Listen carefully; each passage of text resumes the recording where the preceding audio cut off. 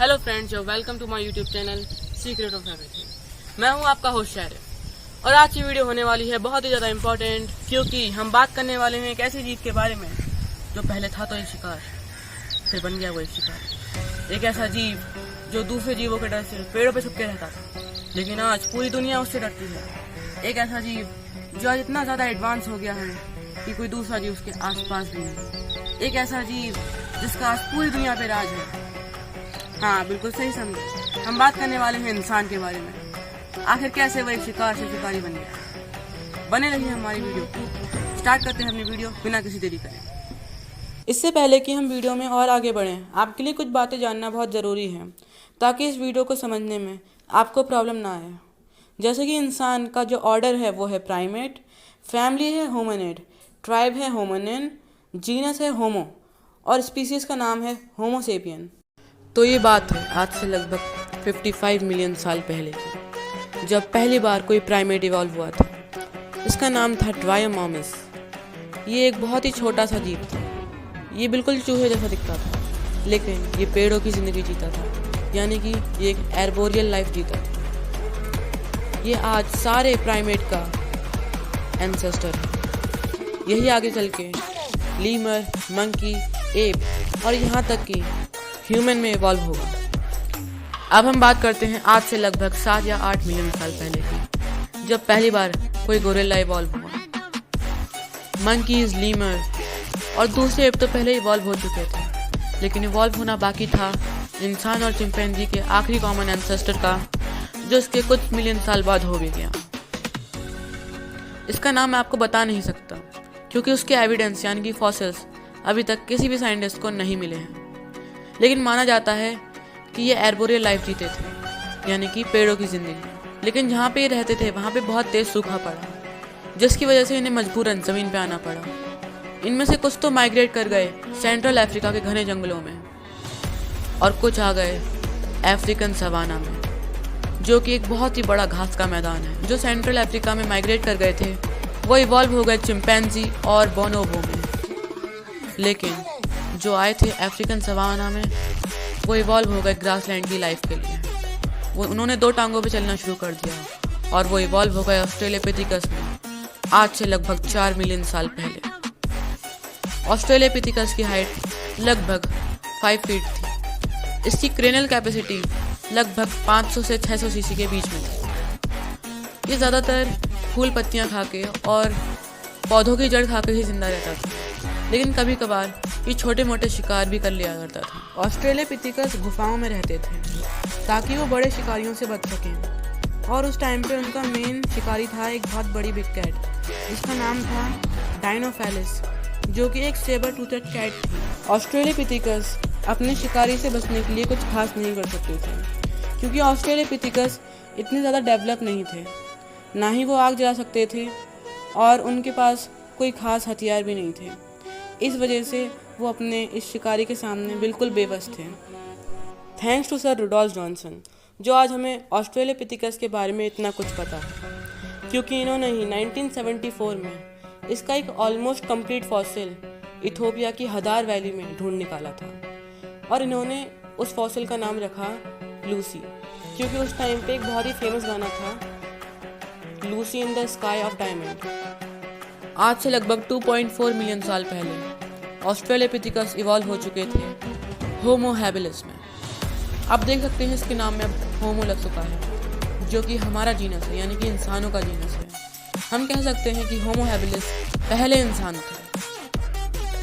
Homo habilis height में Australopithecus से छोटे थे। इनकी हाइट लगभग 3.5 फुट के अराउंड थी। इनका वजन 30 किलो था, लेकिन इनकी क्रेनल कैपेसिटी ऑस्ट्रेलोपिथेकस के मुकाबले ज़्यादा थी, लगभग 600 से 800 सीसी के बीच में, यानी कि ये ऑस्ट्रेलोपिथेकस से ज़्यादा इंटेलिजेंट थे। और ये पहले इंसान थे जिन्होंने पत्थर के औजार बनाए, और अब ये शिकार नहीं थे, अब ये शिकारी बन चुके थे। इन पत्थरों के औजार से ये छोटे मोटे शिकार कर लिया करते थे, जैसे कि खरगोश और हिरन का, लेकिन फिर भी बड़े शिकारियों से ये डरते थे, और मौका मिलने पे ये स्कैवेंजिंग यानी कि मरे हुए जानवर को भी खा लिया करते थे। और आप जैसा कि इस इमेज में देख ही सकते हैं, होमो हैबिलिस का फेशियल स्ट्रक्चर किसी इंसान के बजाय एक चिंपैंजी या गोरिल्ला से ज़्यादा मिलता जुलता है।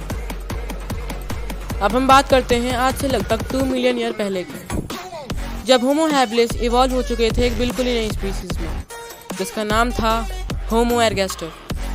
होमो एरगैस्टर और होमो हैबिलिस में काफ़ी फ़र्क था। सबसे बड़ा फ़र्क तो था साइज़ का, जहाँ होमो हैबिलिस मुश्किल से 3.5 फुट लंबे हुआ करते थे। होमो एरगैस्टर की हाइट 6 फुट तक हो जाती थी। तो इसका रीज़न था इनका लाइफस्टाइल। जहाँ होमो एरगैस्टर प्लेन यानी कि ग्रासलैंड की लाइफ के लिए वेल अडेप्टेड थे, जहाँ पे हार्डली कोई पेड़ था, होमो हैबिलिस रहते थे वुडलैंड में, जहाँ पे वो कभी कभार पेड़ों पे भी चढ़ जाया करते थे। और कुछ साइंटिस्ट तो मानते हैं कि वो रात में पेड़ों पे घोंसला बना के सोते थे, बिल्कुल आज के एक चिंपैंजी की तरह, ताकि वो बड़े शिकारियों से बच जाए। लेकिन होमो एरगैस्टर होमो हैबिलिस के कंपैरिजन में ज़्यादा खतरनाक टूल बनाया करते थे, जिसकी मदद से वो बड़े शिकारियों को दूर रख सकते थे। इस वजह से होमो एरगैस्टर पूरी तरीके से ज़मीन पे रहते थे और वो एक बार में काफ़ी लंबी दूरियां तय कर लिया करते थे ज़मीन पे। इसी वजह से उनकी टांगें ज़्यादा लंबी हो गई और उनकी ओवरऑल लेंथ भी बढ़ गई। होमो हैबिलिस और होमो एरगैस्टर में एक और बड़ा फ़र्क था, और वो फ़र्क था बालों का। जहाँ होमो हैबिलिस की बॉडी पूरी तरीके से बालों से ढकी हुई थी, वहीं होमो एरगैस्टर की बॉडी पे हार्डली कोई बाल था। तो इसका रीज़न क्या है आगे? तो इसका रीज़न है टेम्परेचर और डिफरेंट हैबिटेट। होमो एरगैस्टर सब सहारन अफ्रीका में रहते थे, यानी कि उसके ग्रासलैंड में, जो काफ़ी गर्म था और एक एरिड रीजन था, यानी कि सूखा इलाका, जिसकी वजह से उनके सारे बाल झड़ गए। ये एक अडेप्टेशन थी हॉट वेदर के खिलाफ होमो एरगैस्टर की। वहीं होमो हैबिलिस वुडलैंड में रहते थे, जो सब सहारन अफ्रीका के ग्रासलैंड के कंपैरिजन में काफ़ी ठंडा था, इसलिए उनके बाल थे।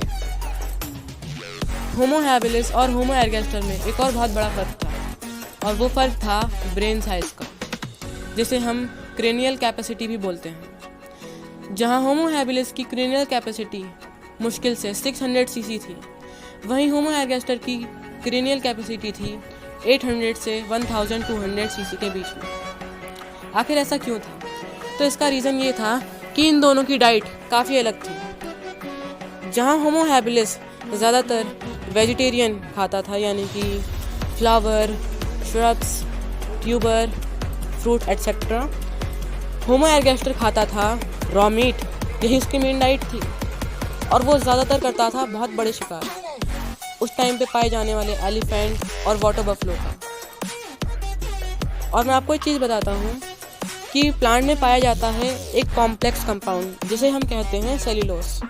वो प्लांट से जुड़ी हर चीज़ में होता है और उसको डाइजेस्ट करना काफ़ी मुश्किल होता है। और वहीं मीट को डाइजेस्ट करना काफ़ी आसान होता है इन कंपैरिजन टू सेल्यूलोस। इसलिए होमो एरगैस्टर का ब्रेन साइज़ काफ़ी बढ़ गया, क्योंकि उन्हें खाने को डाइजेस्ट करने में ज़्यादा एनर्जी नहीं लगती थी, तो इसलिए उनकी सारी एनर्जी यूज़ होती थी उनका ब्रेन डेवलप करने में। लेकिन इससे एक सवाल पैदा होता है कि आखिर कैसे साइंटिस्ट को पता चला कि होमो एरगैस्टर की मेन डाइट मीट थी? तो इसका जवाब काफ़ी हद तक उनके स्केलेटन में मिल जाता है। अगर हम गौर करें उनके टीथ पे, तो इससे साफ पता चलता है कि वो मीट को टीयर करने के लिए बने हैं, यानी कि गोश्त को फाड़ने के लिए। इसके अलावा अगर आज नज़र डालें किसी भी हर्बीवोरस प्राइमेट पे, फॉर एग्जांपल गोरिल्ला, तो हमें देखने को मिलता है कि उनके गट का साइज़ काफ़ी बड़ा है, यानी कि पेट का साइज़। आप देख सकते हैं कि गोरिल्ला का जो पेट है वो काफ़ी बड़ा होता है। तो इससे हमें क्या पता चलता है? इससे हमें पता चलता है कि वह हर्बीवोरस है। आप इसको रिलेट कर सकते हैं उसकी डाइट से, क्योंकि आप जानते हैं कि सेल्यूलोज को डाइजेस्ट करना मुश्किल होता है इन कंपैरिजन ऑफ मीट। मैं जैसे कि पहले बता ही चुका हूँ इस वीडियो में। और अगर हम नज़र डालें होमो एरगैस्टर के फॉसिल्स पे, उनके स्केलेटन पे, तो इससे एक बात तो बिल्कुल क्लियर है कि उनके गट्स यानी स्टोमच का साइज़ काफ़ी ज़्यादा छोटा था। और इस वजह से हम ये क्लियरली कह सकते हैं कि उनकी मेन डाइट रॉ मीट। लेकिन इससे हमें एक और बात पता चलती है कि होमो एरगेस्टर की बॉडी काफ़ी ज़्यादा लीनियर थी, यानी कि पतली थी। तो अब हम बात करते हैं होमो एरगेस्टर की डिस्कवरी पर। तो होमो एरगेस्टर को डिस्कवर किया था पहली बार 1975 में, जब दो साइंटिस्ट ने सोचा कि जॉ बोन को, यानी कि एक जबड़ों की बोन को री एग्जामिन किया जाए, यानी दोबारा देखा जाए, इसकी तहकीकात करी जाए। उस टाइम पे माना जा रहा था कि जॉ बोन होमो हैबिलिस की है, लेकिन जब दोनों साइंटिस्ट कॉलिन ग्रोवर्स और ब्रास्टिविल मजाक ने इसको एग्जामिन किया, देखिए नाम में मजाक है लेकिन बात मजाक की बिल्कुल भी नहीं है, ठीक है। एग्जामिन किया तो उन्हें पता चला कि काफ़ी अलग है, इसका डिज़ाइन काफ़ी अलग था दूसरे होमो हैबिलिस के कंपैरिजन में। तो इन्होंने सोचा ये किसी दूसरे होमोजीनस वाले इंसान की होगी, तो उन्होंने इसे नाम दे दिया होमो इरेक्टस, जो कि उस टाइम पे काफ़ी फेमस था, उससे काफ़ी एविडेंस मिल रहे थे, फॉसिल मिल रहे थे पूरी दुनिया में। लेकिन बाद में पता चला कि वो एक बिल्कुल ही नई स्पीशीज थी इंसान की, जिसका नाम था होमो एरगेस्टर। इसके अलावा एक और फॉसिल मिला था 1984 में तरकाना लेक के साइड में केनिया में, जो कि केनिया में है। इसका नाम रखा गया था तुर्काना बॉय। इसे ढूंढा था कोमोया किमियोन ने। तरकाना बॉय जब मरा था तो उसकी एज थी 8 से 10 साल के बीच में। अब माना जा रहा है कि ये फॉसिल 1.5 मिलियन साल पुराना है, यानी कि 15 लाख साल पुराना है। और सबसे अजीब बात यह है कि 90% कंप्लीट है। देखिए आर्कियोलॉजी में 90% कंप्लीट फॉसिल मिलना बहुत ही ज़्यादा बड़ी बात होती है, तो इसलिए बहुत ही ज़्यादा कीमती था, बहुत ही ज़्यादा रेयर था ये। इसके अलावा इसकी एक स्पेशलिटी थी कि इसकी जो हाइट थी, तुर्काना बॉय की हाइट 5 फुट 3 इंचेस थी, भले ही इसकी एज 10 साल से कम थी। तो इससे हमें इसके बारे में कई चीज़ें पता चलती हैं। कुछ साइंटिस्ट तो आज भी यही मानते हैं कि होमो एरगेस्टर होमो इरेक्टस की ही एक सब स्पीसीज है, लेकिन मेरे ख्याल से इन दोनों स्पेसिमेन के जो फॉसिल्स हैं उनमें इतना फ़र्क है कि इन दोनों को एक बिल्कुल ही अलग स्पीशीज़ कहा जा सकता है। और इसी के साथ हमारा ह्यूमन एवोल्यूशन का पार्ट 1 होता है ख़त्म। हमने पार्ट 1 में जाना कि कैसे इंसान एक छोटे से जीव जो कि पेड़ों पर रहता था, उससे एक 2 टांगों पर चलने वाले जीव में बदल गया। कैसे वो पहले एक शिकार था और फिर वो एक शिकारी में बदल गया। But this is just a tip of iceberg. लेकिन ये तो बस शुरुआत भर थी ह्यूमन एवोल्यूशन की। पार्ट 2 में हम जानेंगे कि कैसे इंसान ने आग पे काबू पाया, कैसे इंसान ने बोलना सीखा, कैसे लिखना सीखा, और कैसे इंसान पूरी दुनिया में फैल गया। और हम ये भी जानेंगे क्या हुआ जब हमारी पूर्वजों की मुलाकात हुई इंसान की दूसरी स्पीशीज से, और आज क्यों पूरी दुनिया में इंसान की सिर्फ एक ही स्पीशीज पाई जाती है। पहले ऐसा नहीं था, लेकिन तो क्या हुआ उन स्पीशीज के साथ हम जानेंगे पार्ट 2 में। I hope you enjoyed this video. अगर आपको ये वीडियो पसंद आई है तो इसे लाइक करिए, अपने दोस्तों में शेयर कीजिए और सब्सक्राइब करना बिल्कुल भी ना भूलें। मैं इसका सेकंड पार्ट इस यूट्यूब पे जल्दी डाल दूंगा, उससे देखना भी ना भूलें, वो बहुत ही ज़्यादा इंपॉर्टेंट है। जब तक के लिए गुड बाय।